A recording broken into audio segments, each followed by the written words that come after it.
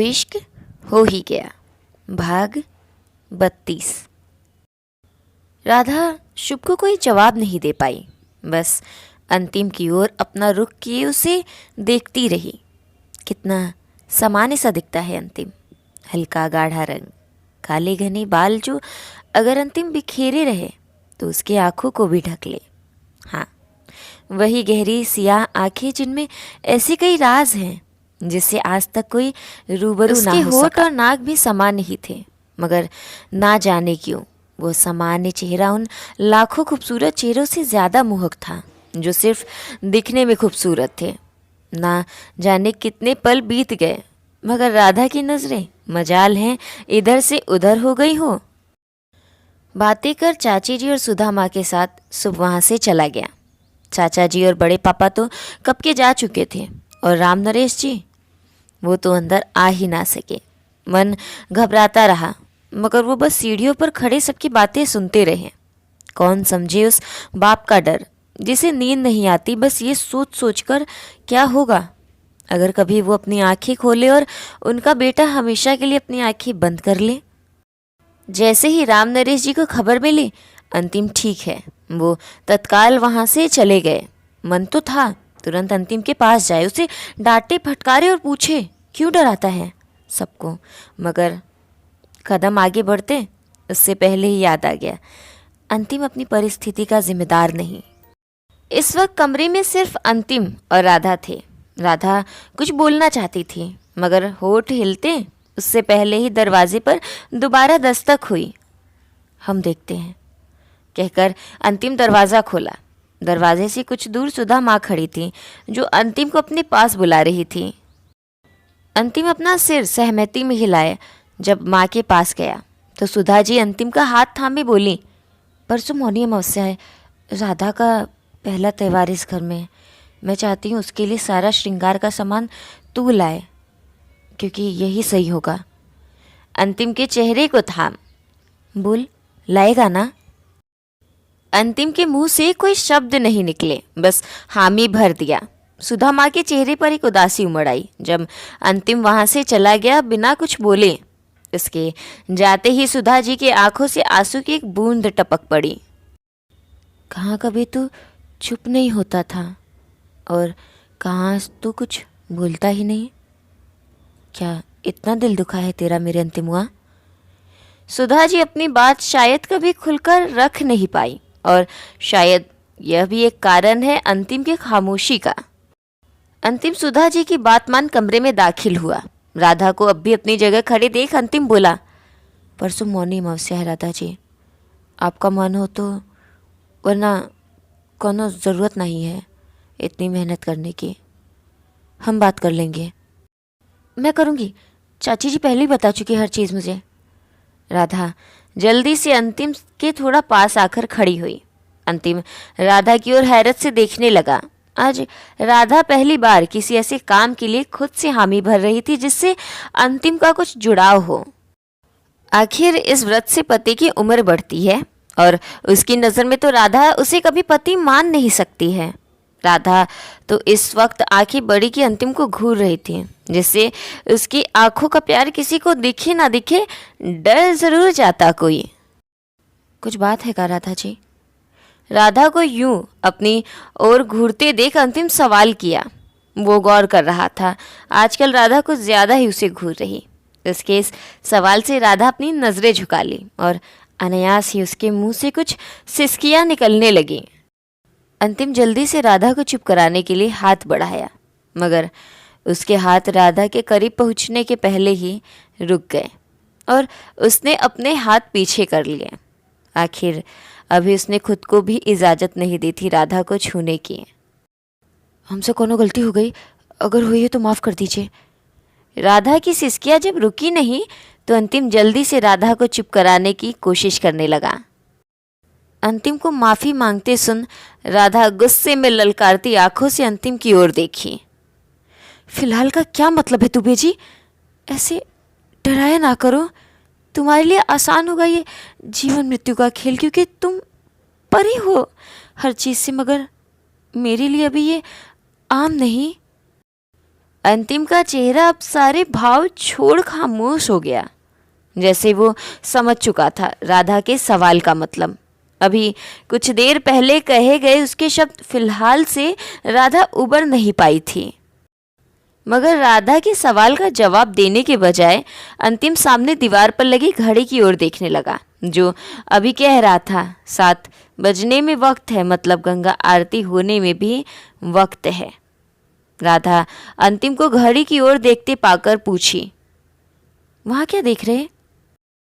हम देख रहे हैं राधा जी की आपके सवाल का जवाब देने का वक्त आया या नहीं। अंतिम राधा की ओर मुड़ा। राधा भव्य सिकोड़ ली। तो क्या जवाब मिला? अंतिम हल्की मुस्कान के साथ बालकनी की ओर अपना रुख मोड़ा। सामने दूर कहीं उजालों का डेरा था और बनारस की अमूमन भीड़ उस ओर जाने को आतुर थी। कई लोग तो बस उस रोशनी की ओर जाने को ही बनारस आए थे, क्योंकि वहाँ गंगा आरती होने वाली थी। लगता है आपका दिमाग विचलित हो गया इस बोझ भरी जिंदगी के बीच। चलिए हमारे साथ। अंतिम जल्दी से अपने पर्स को जेब में भर दरवाजे की ओर मुड़ा। कहाँ? राधा हैरत से पूछी तो अंतिम उसकी ओर मुड़ा। वहीं जहाँ कुछ सच और झूठ नहीं, जहाँ मृत्यु एक नई जिंदगी है और जिंदगी का सत्य बताता है कि मृत्यु के पास आना ही है, जहाँ कोनो अमीर और गरीब नहीं है, काहे से जाना तो दोनों को ही 4 कंधों पर है। लेकिन है कौन सी जगह वो? राधा अंतिम के पास जाकर पूछी। अंतिम धीरे से राधा की ओर हाथ बढ़ाया। वहीं जिसे कहते हैं महाशमशान, मणिकर्णिका। चलिए आपको इस दुनिया का सच दिखाया और आपको आपके सवाल का जवाब मिल जाए। शाम तले जब पूरा संसार अपने घरौंदे में लौट रहा था, तब बनारस में वो सभी अनजान चेहरे निकल पड़े। एक भीड़ का रूप धरे घाटों पर उस चकोर की तरह आंखें फाड़े मौजूद थी वो शाश्वत से चांद का दीदार करता, बस आकाश की ओर ताकता रहता है, जिसके जहन में बस चांद के अलावा और कुछ बसा ही नहीं। मगर अंतिम के कदम आज गंगा आरती की ओर बढ़े ही नहीं, बल्कि वो एक राह से मुड़ गए, सीधे उन गलियों में जो जाती है उस राह को, जहाँ की राह हर अर्थी तकती है। राधा रास्ते भर अंतिम के चेहरे की ओर देखे जा रही थी, जिसके चेहरे पर आज एक अजीब सा भाव था, जैसे वो अपने सुकून की ओर बढ़ रहा। बस वही सुकून जो राधा को मिलता है आजकल अपने दुबे जी की ओर देख। जल्द ही राधा की निगाहें अंतिम के चेहरे से हटने लगें, जब सामने से कुछ रोशनी, कई आवाज़ें और एक अजीब सी शांति उसे महसूस हुई। अंतिम के कदम वहीं आकर रुके और सामने की ओर कहीं अनंत में निहारते हुए अंतिम इशारा किया, महाशमशान। राधा ने नजरें घुमाकर सामने की ओर देखा। सामने घाट था, गंगा की लहरें, लोग और मंदिर सब, मगर वो कोई आम घाट नहीं, बल्कि वो घाट था जहाँ चिताओं का मेला लगता है, जहाँ रात भी एक नई सुबह है और सुबह एक शोर, जहाँ लोग खामोश हैं और शोर है चिताओं का, जहाँ कभी अंधेरा नहीं होता, भले ही पूरा संसार अंधकार की कालिमा में डूब जाए। मणिकर्णिका। देख रही हैं आप सामने राधा जी, ये कोनो आम जगह नहीं। आपको डर लग रहा था ना हमारे मरने से, लेकिन मरना अंतिम रास्ता नहीं, वो तो प्रथम सत्य है जीवन का राधा जी। एक दिन सबको ही चिता पर ही जलना है, फिर इतना विचलित काहे होना। राधा की ओर देख। आज आपकी आंखों में एक डर देखें, इसलिए सोचिए आपको भी असली सच को दिखाएं। आप हम पर सहानुभूति रखती हैं, इसके अलावा हमारे बीच कोनो रिश्ता नहीं, बस मजबूरी है साथ रहने की। लेकिन आप ऐसे ही किसी के लिए घबराए ना कीजिए। कल को आप अपनी ज़िंदगी में खुश होंगी तो कहाँ से जानेंगे कि हमको क्या हुआ है। हमारे चचा कहते हैं एक बनारसी की ज़िंदगी 80 से शुरू होकर मणिकर्णिका पर ख़त्म होती है। हमारी भी ऐसी ही होगी। तो जैसे सब हमारे लिए भावनाएं छोड़ दिए हैं, आप भी छोड़ दीजिए हमें अकेला। काहे से कि अब हम किसी के साथ रिश्ते में ना ही जुड़ने वाले। कुछ पल रुक कर आपके दोस्ती के रिश्ते में भी नहीं। हम तो इंसानी रिश्ता त्याग अलग हो चुके हैं सबसे। काश अर्थ भैया आज होते तो आपको खुश रखते और आपको रोज़ हमारे साथ ऐसे कष्ट न सहना पड़ता। लेकिन बस आप सब कुछ छोड़ दीजिए, भूल जाइए हम आपकी मांग भरे थे। राधा बिना कुछ कहे बस अंतिम को देखने लगी। बस अपने भविष्य को बनाने में जुट जाइए। कल को जब आप अपने परिवार में खुश होंगे किसी काबिल पति के साथ, तो हमें भी खुशी होगी कि हम अपनी जिम्मेदारी निभा दिए। राधा कुछ न बोल पाई, कुछ भी नहीं। अंतिम के कहे एक एक शब्द उसके दिल को चीर गए। कैसे वो कह दिया कि उसके द्वारा भरे सिंदूर को भूल जाए? क्या सच में दोनों के बीच कोई बंधन नहीं? मगर कहाँ अब अंतिम इन मोह के बंधनों में ध्यान देता। उसने तो अपने जन्म से देखा है इन चिताओं को अनंत में मिलते। जैसे आज कई चिताएं आग की लपटों के बीच सामने गंगा आरती को देख सुकून महसूस कर रही थी। उनके परिवारजन उन्हें जलता देख रहे थे और वो चिताएं गंगा की आरती की लपटें निहार रही थीं।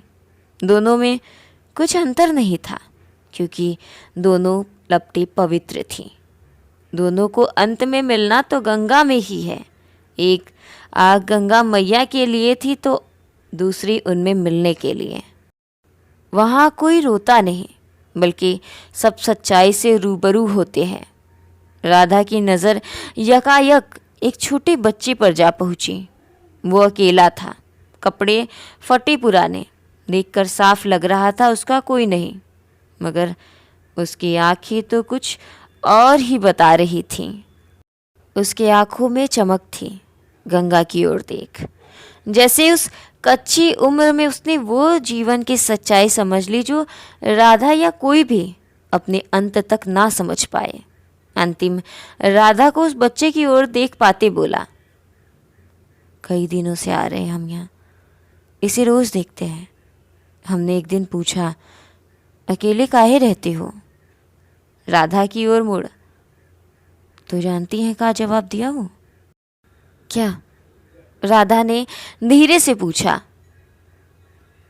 कि तुम अकेले नहीं, ये चिताएं अकेले नहीं हैं, या तुम जाओगे तो किसी को लेकर जाओगे अकेलापन मिटाने को?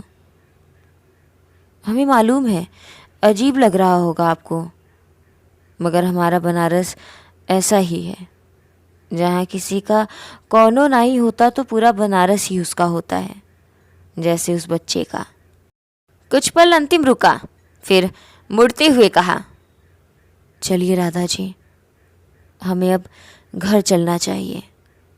हम दोनों का भाग्य है और कल को हम कहाँ होंगे किसी को पता नहीं। लेकिन ये मणिकर्णिका युगों से यही है और हमेशा ऐसे ही जलता रहेगा। भले ही पूरी दुनिया में अंधेरा हो जाए, लेकिन काशी की मणिकर्णिका उस वक्त भी जलती रहेगी। इन चिताओं को तो बारिश और बाढ़ भी नहीं बुझा पाती। और कहते हैं जिस दिन मणिकर्णिका पर चिता शांत हुई उस दिन काशी का अंत हो जाएगा। राधा का मन मानो जाने को तैयार ही नहीं था। घंटों से उन चिताओं को देखते हुए कब उसके मन से बसा वो एक डर, मृत्यु का डर, खुद इन चिताओं में जल गया, मालूम ही नहीं चला। अब पुरानी चिता जलकर नई अनेक चिताएं वहां आ पहुंची अनंत में मिलने को। राधा बिन कुछ कहे एक आखिरी बार मणिकर्णिका को देख जाने लगी। आज पहली बार उसे बनारस का दूसरा पहलू दिखा। जहाँ बनारस का पहला पहलू है जीवन, वहीं दूसरा पहलू है मोक्ष। जहाँ सब रूबरू है मृत्यु से और मृत्यु तो हमेशा से रूबरू है सबसे। जहाँ मृत्यु भी उतनी ही सत्य है जितना जीवन। अंतिम मणिकर्णिका पर आगे आगे चल रहा था और उसके पीछे कदम से कदम मिलाती राधा बढ़ रही थी। इर्द गिर्द चलती चिताएं साक्षी बन रही थी राधा के अनंत प्रेम का, जो आज और बढ़ गया अंतिम से उसके मन में।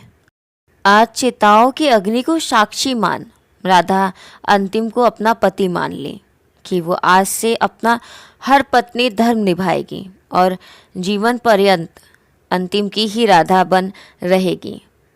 लेकिन उसे क्या पता था, कुछ सालों पहले अंतिम भी उन्हीं चिताओं को साक्षी मान प्रण किया, हर मोह हर बंधन से मुक्त होने का। वो सर्वथा उठने वाले धुएं, कभी ना थमने वाली आग की लपटें, गंगा की शीतल धारा, हर वक्त आती चिताएं और राधा का साथ। तो हेलो हेलो हेलो, ये पार्ट मैं पहले ही देने वाली थी, बट आधा बनाने के बाद पता नहीं क्यों वो उड़ गया बीच से, तो मुझे दोबारा बनाना पड़ा। तो मेरी मेहनत देख के आप लोग कमेंट कर देना और आज का पार्ट कैसे लगा ज़रूर बताना। मैं जल्दी दूसरी इसके बाद वाले पार्ट के साथ हाजिर होती हूँ।